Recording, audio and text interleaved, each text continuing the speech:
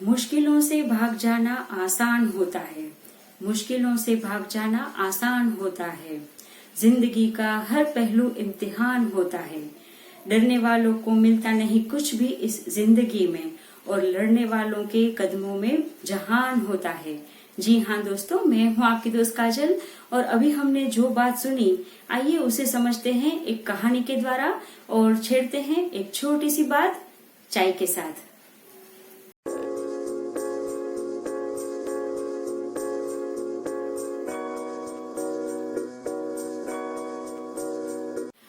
दोस्तों, किसी एक समय की बात है।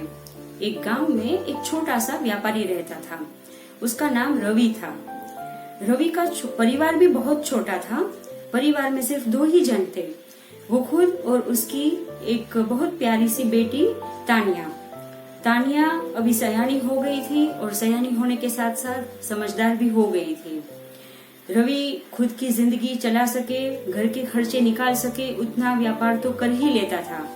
और जो तानिया थी वो भी इतनी समझदार थी कि जब भी उसे फ्री टाइम मिलता था अपने पिताजी का हाथ बटाने, वो खुद भी पिताजी के साथ चली जाती थी और पूरा घर भी संभाल लेती थी। तो और जिंदगी में और कोई प्रॉब्लम नहीं था। लेकिन जैसे हमारी जिंदगी में भी कई बार ऐसा टाइम आता है कि चारों ओर से हम मुश्किलों से घिर जाते हैं। तो रवि की लाइफ में भी ऐसा टाइम आया। एक बार रवि को पैसों की सख्त जरूरत पड़ी। तो उसके गांव में एक साहूकार रहता था। रवि ने सोचा कि उससे थोड़े दिनों के लिए थोड़ा सा कर्ज ले लूं। तो रवि गया साहूकार के पास और कर्ज के लिए बात की। साहूकार रेडी हो गया और उसे थोड़े से रुपये थोड़े समय के लिए कर्ज के तौर पर दे दिए। वो जो साहूकार था वो बहुत ही बूढ़ा था, बहुत ही बदसूरत था, और नियत से हम बोले ना कि थोड़ा नीच किस्म का आदमी था। वो जो साहूकार था उसे ना वो रवि की बेटी तानिया बहुत पसंद थी। हमेशा वो तानिया से शादी करने का ख्वाब देखता था। लेकिन उसे पता था कि जब तक रवि जिंदा है उसका ये तानिया से शादी करना पॉसिबल नहीं होगा। समय ऐसे ही बीतता गया।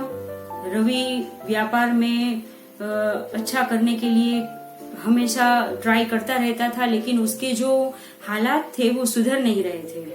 कर्ज चुकाने का समय आ गया, लेकिन रवि के पास इतने पैसे इकट्ठा नहीं हो पाए थे। तो रवि ने साहूकार से थोड़ी और मोहलत मांगी। साहूकार ने बोला ठीक है।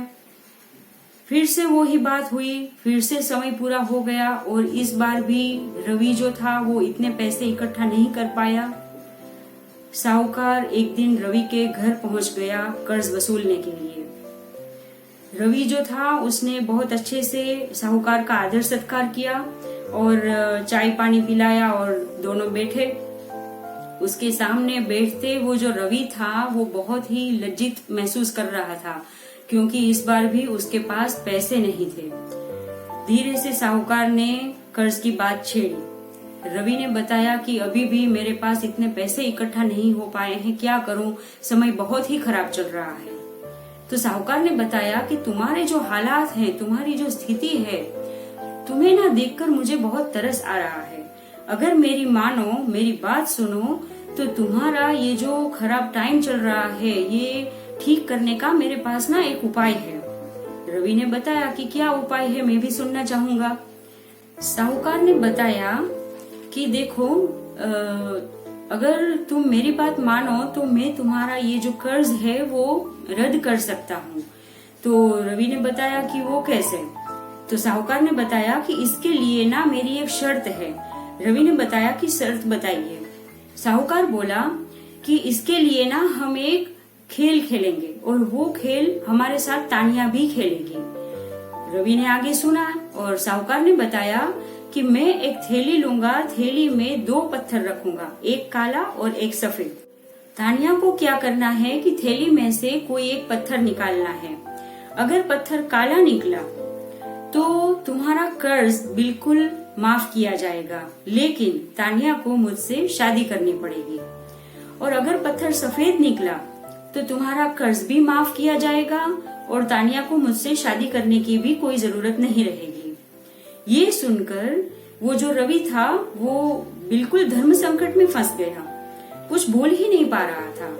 ये सारी बातें अंदर बैठकर वो जो तानिया थी वो सुन रही थी। उसे अपने पिताजी की हालत का अंदाजा आ गया और पिताजी को थोड़ी देर के लिए अंदर बुलाया। रवि गया अंदर। तानिया ने बताया कि पिताजी वो साहूकार जो भी बोल रहा है ना, आप एक बार उसकी बात मान लो। रवि ने बताया कि कैसे उसकी बात मान लूं? अगर पत्थर काला निकला तो तुम्हारी तो जिंदगी बर्बाद हो जाएगी, तुम्हें तो इस बूढ़े बदसूरत इंसान से शादी करनी पड़ेगी। तानिया ने बताया कि पिताजी हमारे पास अभी कोई और रास्ता भी तो नहीं है, एक बार आप उसे हाँ कर लो, बाद में देखते हैं क्या करना है। रवि ने बताया ठीक है। रवि गया बाहर और साहूकार से बोला कि ठीक है, इसके लिए मैं सहमत हूँ। दूसरे दिन वो जो साहूकार था बड़ा ही खुश होकर गांव के बीचों बीच आ गया और सारे लोग भी ये सब देखने के लिए इकट्ठा हो गए। फिर थोड़ी देर के बाद रवि और उसकी बेटी तानिया भी वहां पहुंचे। वहां बहुत सारे पत्थरों वाली जमीन थी, उसमें से साहूकार ने थैली में 2 पत्थर डाले। 2 पत्थर ना काले ही उठाए थे उसने, और ये सारा जो उसका खेल था वो तानिया देख रही थी। तानिया की नजर में आ गया कि साहूकार ने दोनों पत्थर काले ही निकाले हैं। अभी तानिया बेचारी बिल्कुल फंस गई थी, क्योंकि वो जो भी पत्थर निकालेगी वो काला ही निकलेगा और उसे ये साहूकार से शादी करनी पड़ेगी। दोस्तों, अगर आप लोग तानिया की जगह होते तो क्या करते? कमेंट बॉक्स में कमेंट करके जरूर बताइएगा। और हाँ, अगर हमारी जिंदगी से जुड़ी हुई ऐसी ही कहानियां सुनना आपको पसंद है तो ऊपर जो आई बटन दिया है उस पे क्लिक करके आप ऐसी बहुत सारी कहानियां सुन सकते हैं।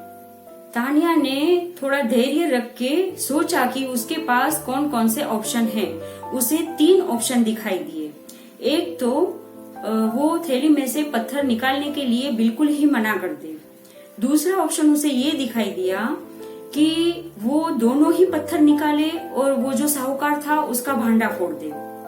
तीसरा ऑप्शन ये था कि उसमें से कोई भी एक पत्थर निकाले और खुद की जिंदगी का बलिदान दे दे और अपने पिताजी को कर्ज मुक्त कर दे।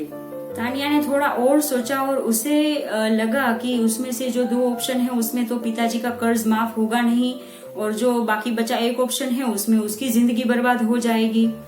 तो उसे ये तीनों में से एक भी ऑप्शन जो है वो माइंड में इतना फिट नहीं हो रहा था, और थोड़ा धैर्य से समझदारी से उसने सोचा ना तो बिल्कुल एक नया ही रास्ता उसे दिखाई दिया। दोस्तों, वो नया रास्ता क्या था उसे जानने से पहले हम लोग ये जान ले कि हमारी जिंदगी में धैर्य का बहुत बड़ा महत्व है। परिस्थिति चाहे कितनी भी मुश्किल भरी क्यों ना हो, लेकिन अगर हम धैर्य से सोचे, समझदारी से सोचे तो हमें कोई ना कोई रास्ता जरूर मिल जाएगा। वो कहते हैं ना, हर ताले की कोई ना कोई चाबी तो होती ही है। तो आगे देखते हैं कि तानिया ने चौथा ऑप्शन कौन सा सोचा और आगे क्या किया। तानिया ने उस थैली में से एक पत्थर निकाला और बिना कोई देखे उसके पहले ही उसने पत्थर को ऐसे नीचे फेंक दिया मानो अकस्मात से वो पत्थर उसके हाथ में से गिर गया हो, और फिर चालाकी से बोली कि अरे, मैं भी कितनी फूहड़ हूँ, थैली में से एक पत्थर भी ठीक से निकाल नहीं पाई। अब क्या करें, यहाँ तो इतने सारे पत्थर पड़े हैं, मैंने कौन सा पत्थर निकाला वो कैसे पता चलेगा? यहाँ तो इतने सारे पत्थर हैं, कहाँ गिरा, कौन सा पत्थर था, कुछ समझ में नहीं आ रहा है। थोड़ी देर के बाद उसने बोला कि मेरे पास ना एक रास्ता है जिससे हम जान सकते हैं कि मैंने कौन सा पत्थर निकाला था। थैली में सिर्फ 2 ही पत्थर थे, तो थैली में देख लेते हैं कि कौन सा पत्थर बचा है, तो इसके ऊपर से पता चल जाएगा कि मैंने कौन सा पत्थर निकाला था। तो सारे लोग सहमत हो गए और सब बेताब भी थे ये देखने के लिए। लेकिन वो जो साहूकार था वो बेचारा अपने ही जाल में फंस गया था, तो बहुत ही घबरा रहा था, क्योंकि थैली में से काला ही पत्थर निकलने वाला था।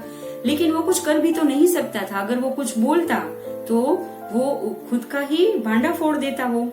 इसलिए तानिया जो भी करती वो उसके साथ उसे सहमत होना पड़ा, और तानिया ने थैली में से पत्थर निकाला और वो काला निकला।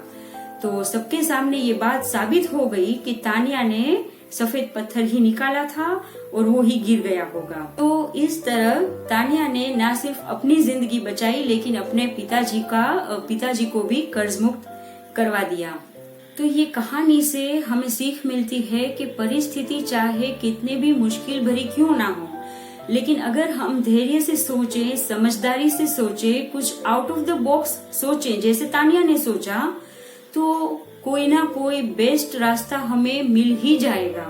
लेकिन अगर हमने धैर्य खोया तो जैसा तानिया को पहले 3 रास्ते दिखाई दिए थे वैसे ही हमें कुछ ना कुछ सेक्रीफाइस करना पड़ेगा।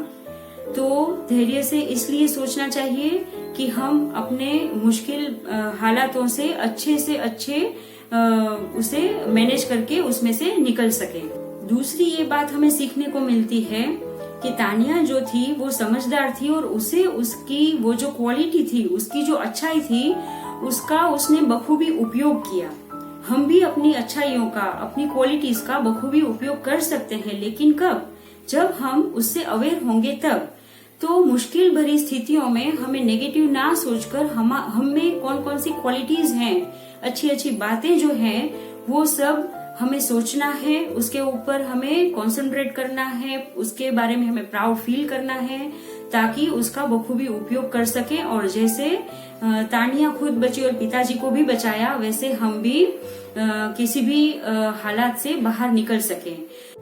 तो इस कहानी से हमें एक तो ये सीखने को मिलता है कि हमेशा पॉजिटिव रहना है, नेगेटिव नहीं सोचना है। नेगेटिव सोचा तो फिर रास्ता दिखाई नहीं देगा। दूसरी ये बात कि हालात चाहे कैसे भी हो लेकिन हमें धैर्य बनाए रखना है। आगे और देखें तो ये कि हमारी जो क्वालिटीज हैं वो हम उसके बारे में हमें अवेयर होना है और उस पर कंसंट्रेट करके आगे हमें वर्क करना है ताकि हम कैसे भी हालातों से बचकर उसका डटकर सामना कर सके और बचकर निकल सके। तो दोस्तों, ये कहानी यहाँ ही खत्म होती है। आपको अगर मेरी कहानियां सुनना पसंद है तो मेरे चैनल को सब्सक्राइब कीजिए और मेरे वीडियोस को ज्यादा से ज्यादा शेयर करिए ताकि अच्छे वीडियोस जो हैं आपको जल्दी देखने को मिले। और आप कौन से विषय पर आगे सुनना चाहोगे ये आप मुझे कमेंट करके बता सकते हैं।